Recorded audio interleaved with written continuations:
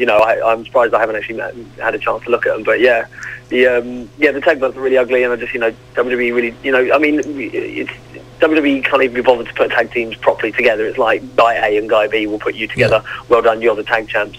And they've got. I mean, what annoys me is they've got tag teams. They've got the Usos. Yeah. And obviously they put Titus. I know they've kind of thrown Titus O'Neil and Darren Young together, but they are kind of portraying them as a tag team. They are working in their defence. It is working for them. them. Getting there. I think they've still got a bit of a way to go to sort of establish tag teams, because looking back, gosh, this is how far I can go back. Going back to like 1989, 1990. If you go watch, I believe it was. Someone might have to correct me on this one. I believe it was either Capital Combat or Capital Carnage, a WCW pay-per-view. Yeah. And the entire card is almost completely tag team matches, and you think, gosh, how many, and it's a one-night tournament full of tag teams. It's like, look at the scene back then when you had so many tag teams. I know. Teddy Long would be loving this conversation right now. He would, yeah. I mean, on that card, most of it was a tag team tournament, and yet they also found time to put a US tag team title match on as well. Yeah. And you just think, wow, it's such incredible stock and split in tag wrestling, and I think that's a shame. And I think it's been great that in this country you have teams like the Leaders, teams like Project Ego, who have kept the tag scene going, and obviously both those two are highly regarded. And there's other tag teams around the country like the Dunn Brothers and the Hunter Brothers as well, who've also been keeping tags going. So I think I'm quite proud to say that me and Daryl are kind of part of that now, and if people need a good reliable ethnic tag team, then obviously we're we're available. So good reliable ethnic tag team. There's a T-shirt. Exactly, for yeah, you. a very reliable ethnic tag team. If you have me and Daryl on your show, you increase the ethnicity of your wrestlers by about 20%. Would you get a grant for that or something? Do you? Is that exactly? You're widening by having us. You're widening your audience. So it's never a bad thing having the Bang Grenades on there. Going off a tangent again, we have a general manager to this show in the shape of the Heat, LJ Heron, and he's asked, what are the chances of LJ versus RJ3 at the House of Pain? LJ versus RJ3. It depends because LJ versus RJ1 and 2. I don't believe I came off very well on either one of those. I believe he's beaten me twice now. Probably why he's asking for another one. He probably was asking for another one, so he can, he's. I think he's a little bit jealous of the whole ethnic gimmick. I think he kind of wishes he'd got in there first with it. And I think if he beats me a third time, he can kind of, establish himself as the alpha ethnic. Ethnic gimmick on a pole match. There's a gimmick, isn't it? Alpha ethnic. The alpha ethnic, right? But if the Bang Grenades thing doesn't work out, I'll tell you, the next thing you'll see me doing is the alpha ethnic. I think that'll be the. Where I just wrestle other ethnic wrestlers. That'd be brilliant. To establish my dominance. Although I've got to be careful because, technically, Noam Dar being of Israeli descent as well, he's technically counted as ethnic wrestler, so I've got to watch out on that one. So you could kayfabe it. He's Scottish as well. That's kind of ethnic. Well, what's more ethnic than Scottish, you know what I mean? There you go. There's a minority for you. It's a good job this is local radio. I mean, so much trouble other than that.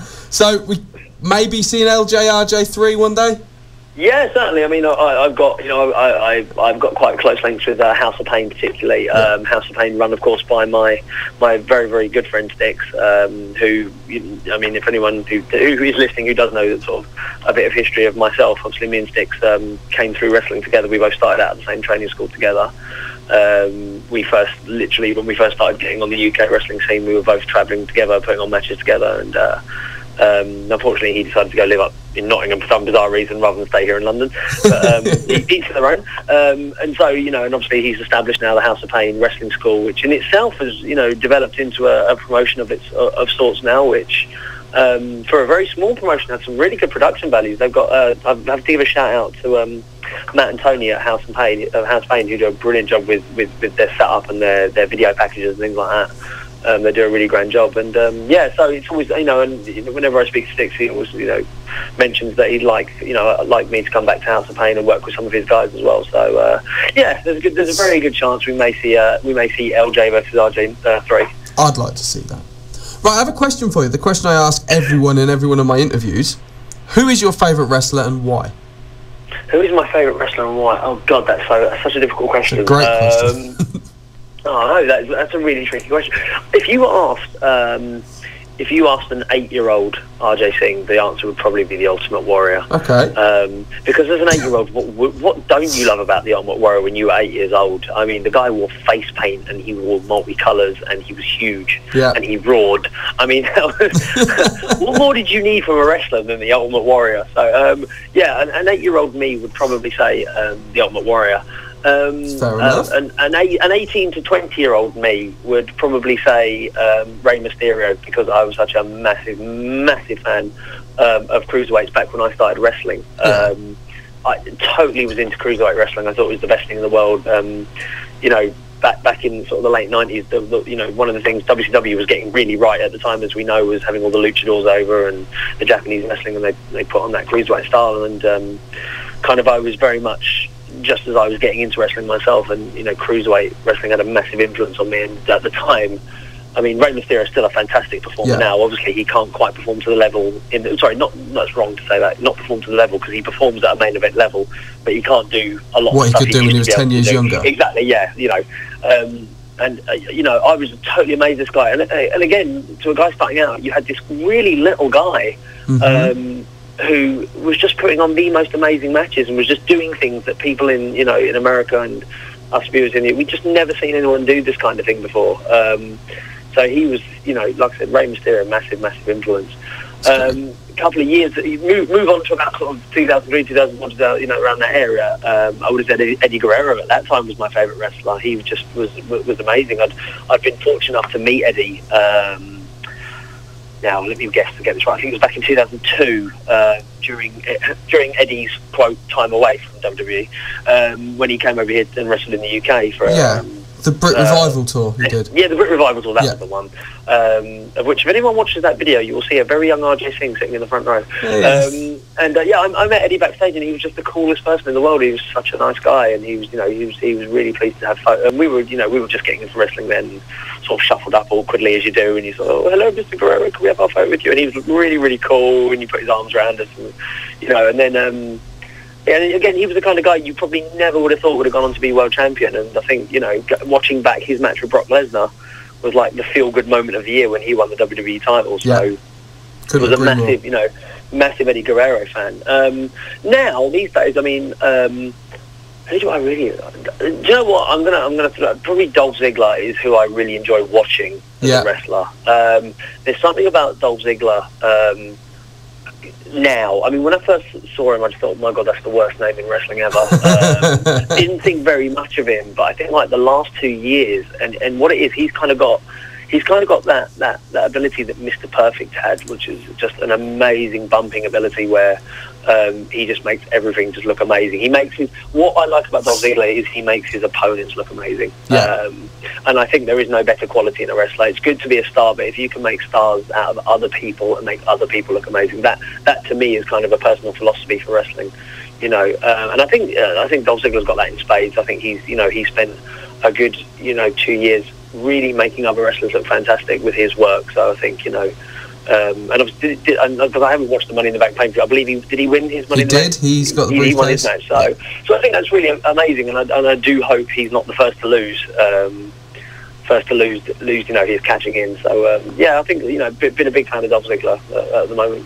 That's brilliant. That's a great answer. Right, we've come. That was an incredibly long answer, wasn't it? But sometimes I've had people just turn around and say like Shawn Michaels because he's the best, and that's it. It's like, okay. Next that was question. like a 20-year answer. That answer spanned 20 years of personal history there. So. But that's fine. That's fine. It's a wrestling show after all. We're interested in your opinion. Exactly. LJ Heron's been on Twitter again. He goes, "How about I switch to a Nation of Islam gimmick, bow tie and all, LJ Malik Ali," and he wants to hashtag Alpha Ethnic. I'm not even going there. No, it's not.